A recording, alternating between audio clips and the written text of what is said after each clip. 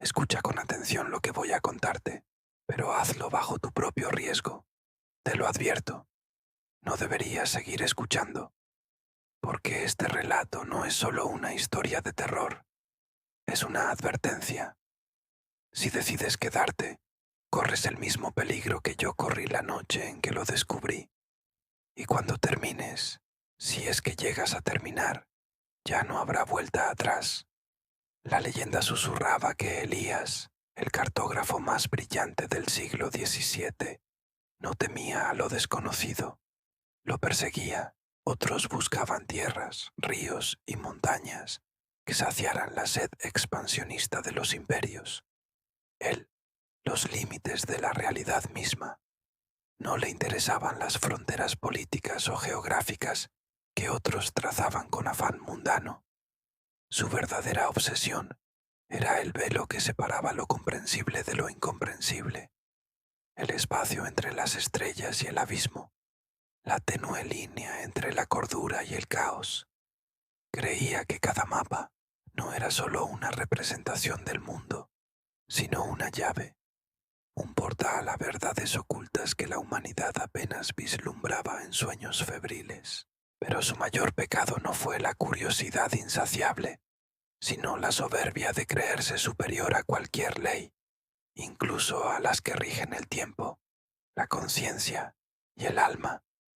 Elías había recorrido páramos olvidados, escalado picos donde el aire era un aliento helado de la nada, y se había adentrado en cuevas que exhalaban un silencio tan denso que parecía tener peso. Su fama crecía, pero también su aislamiento. Los demás cartógrafos lo consideraban un genio excéntrico, un iluminado o un loco, dependiendo de la bebida que hubieran consumido. Sus mapas, aunque extrañamente precisos en sus contornos conocidos, estaban salpicados de símbolos arcanos, de nombres de lugares que nadie más había oído, de rutas que se desdibujaban en una geometría imposible, como si la tela misma de la realidad se arrugara en sus pergaminos.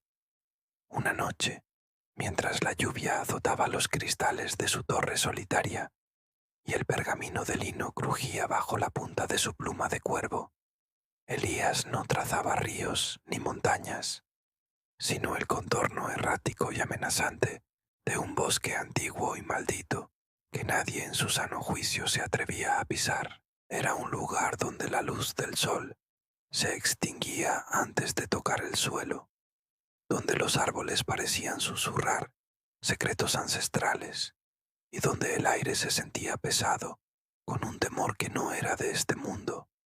Las leyendas locales hablaban de viajeros que se perdían y nunca eran encontrados, de susurros que enloquecían a los intrusos, de formas que se retorcían en las sombras más profundas. Pero para Elías, ese bosque era un desafío, un nudo gordiano en el tapiz de su existencia, y estaba decidido a desentrañarlo, a trazar cada sombra, cada sendero ilusorio, cada pulso de su maligna vitalidad. Fue entonces cuando apareció.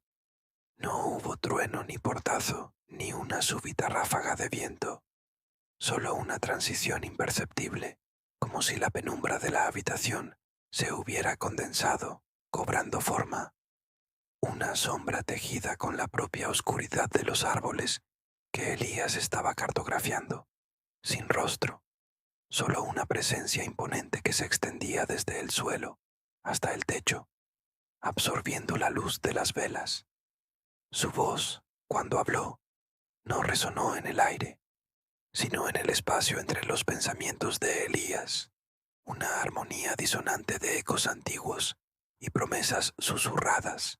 Se presentó como el patrón de los senderos ocultos, un título que a Elías le heló la sangre y le encendió el intelecto a partes iguales. La entidad le ofreció un pacto. No era un contrato de sangre ni un sermón moralista sobre el alma. Era una propuesta fría y calculadora que apelaba directamente a la vanidad más profunda de Elías. Conocimiento ilimitado, la eternidad misma para cartografiar el universo entero. para desentrañar cada capa de la existencia, para trazar las estrellas y los vacíos entre ellas, las dimensiones que se superponían y los reinos que nadie había soñado. A cambio, el mapa que Elías crearía, esa obra maestra de la percepción y la locura, guiaría a otros no a tierras nuevas, sino a su propia perdición. Un laberinto mental, un abismo existencial del que no podrían escapar. Elías, con una sonrisa astuta que no llegó a sus ojos, aceptó. Estaba convencido de que su intelecto, su aguda percepción y su inquebrantable voluntad le permitirían burlar al ente. Creía que podría tomar el conocimiento sin pagar el precio final, que su mente era un bastión impenetrable que nadie podría corromper. El patrón solo observó con una quietud perturbadora, una sombra que parecía vibrar con una antigua y fría paciencia. No hubo un apretón de manos, ni un pergamino mágico que firmar. La aceptación de Elías fue suficiente. Su arrogancia, la tinta invisible de su propio destino, no podía estar más equivocado. Los siglos se plegaron y desplegaron como las hojas de un libro antiguo bajo los dedos inmortales de Elías. El pacto no le había concedido una vida eterna en el sentido mundano, sino una existencia suspendida, una conciencia que flotaba a través del tiempo, atestiguando el ascenso y la caída de imperios, el nacimiento de nuevas estrellas y la muerte silenciosa de otras.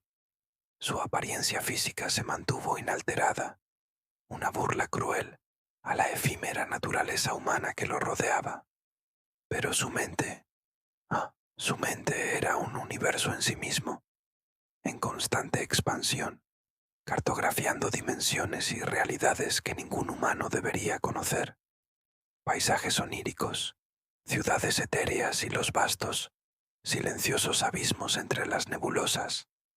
Su mapa se convirtió en una obra maestra de terror cósmico, un laberinto de lo imposible que se extendía por pergaminos y muros, por la piel de los árboles en bosques olvidados e incluso por las constelaciones de su propia mente.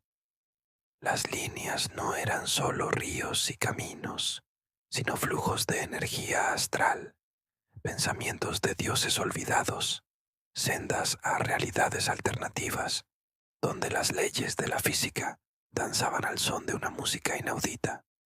Cada símbolo era una revelación, cada coordenada un portal a una comprensión que rozaba el filo de la locura. Sin embargo, su búsqueda se había transformado lentamente, insidiosamente, en una agonía. El conocimiento ilimitado era una inundación perpetua que no lo nutría, sino que lo ahogaba. La eternidad, que una vez deseó como el mayor de los dones, se reveló como la más cruel de las condenas. Era como intentar atrapar el océano con un dedal. Cada nueva verdad descubierta desvelaba una miríada de preguntas aún más profundas. Cada mapa completado abría puertas a laberintos infinitos que se extendían más allá de su comprensión. La inmortalidad, que Elías creyó un trofeo, era en realidad un yugo. Fue entonces, en la soledad de una noche que se había repetido por milenios, cuando el patrón de los senderos ocultos reapareció, tan silencioso como la primera vez. La sombra no dijo una palabra, pero su presencia, esa misma que había estado con Elías desde el pacto, se hizo tangible, se cernió sobre él como una verdad ineludible. La entidad reveló la verdadera trampa. La inmortalidad de Elías no era un regalo, sino una condena.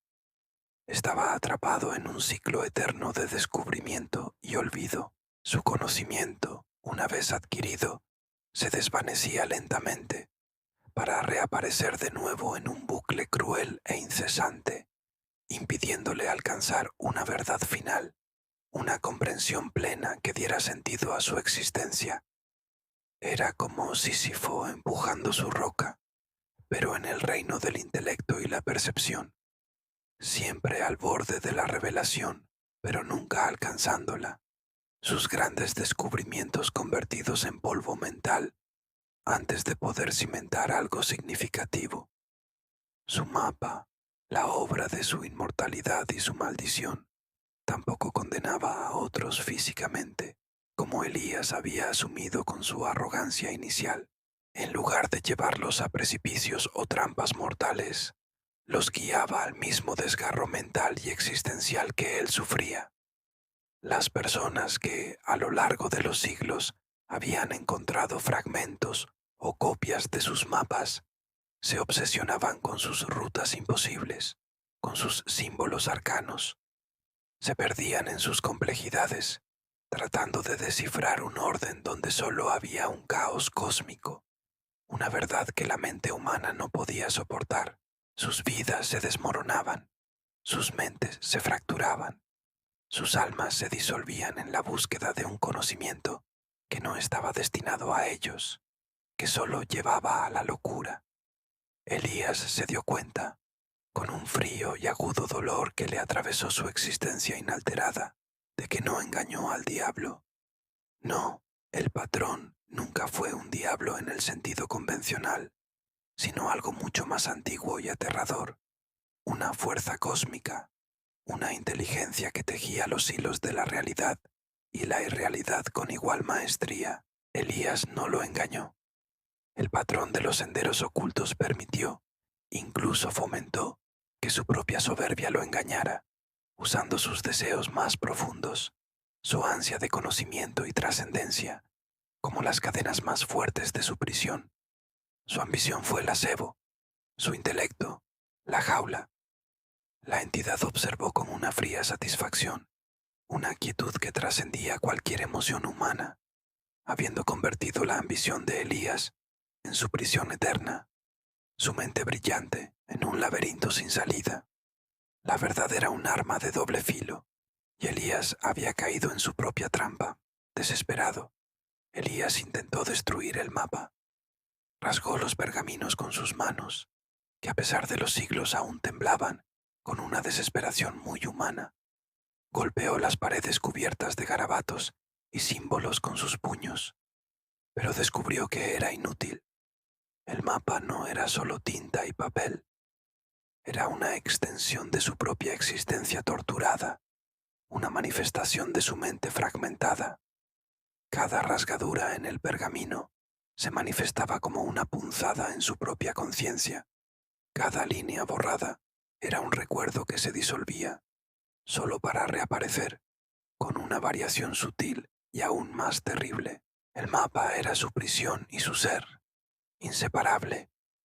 La tinta se había vuelto sangre, los símbolos, neuronas.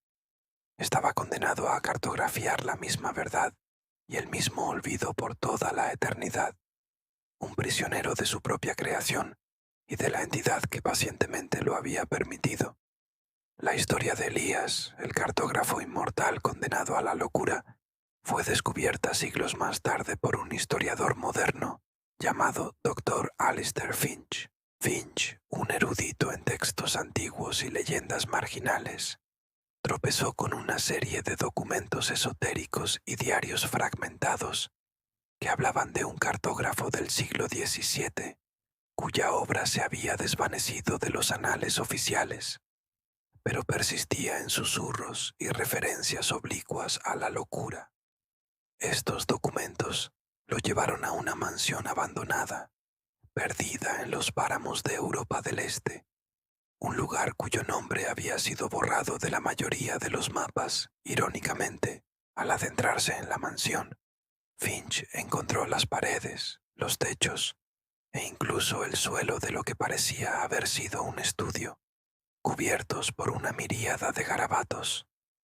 No eran dibujos sin sentido, eran infinitas versiones del mapa de Elías, intrincadamente detalladas, cada una sutilmente diferente de la anterior, pero todas conduciendo a la misma conclusión de imposibilidad. Las líneas se retorcían, las coordenadas se contradecían, y los símbolos arcanos se repetían en patrones que solo podían pertenecer a una mente que había trascendido la cordura. Finch se dio cuenta de que Elías había sido encontrado en ese mismo lugar, en un estado de locura lúcida, garabateando obsesivamente su obra maestra en las paredes de su propia prisión mental y física. Era un laberinto sin salida, una representación de su mente fracturada. Elías, según los fragmentos de diarios que encontró Finch, había sido un hombre de unos 30 años, la última vez que fue visto coherentemente. Pero la figura descubierta en la mansión, siglos después, era la de un anciano decrépito con ojos que reflejaban la luz de milenios, vacíos de todo, excepto la obsesión. Su mente había sido su fortaleza, y su mente se había convertido en su tortura, su prisión más impenetrable. El mapa, ahora un objeto mítico y aterrador, se dice que aparece y desaparece a lo largo de los siglos, dejando a su paso una estela de locura y desesperación. No es un mapa físico en el sentido tradicional. A veces es un pergamino olvidado en una biblioteca polvorienta. Otras veces, un conjunto de símbolos extraños que aparecen en las ruinas de una civilización perdida.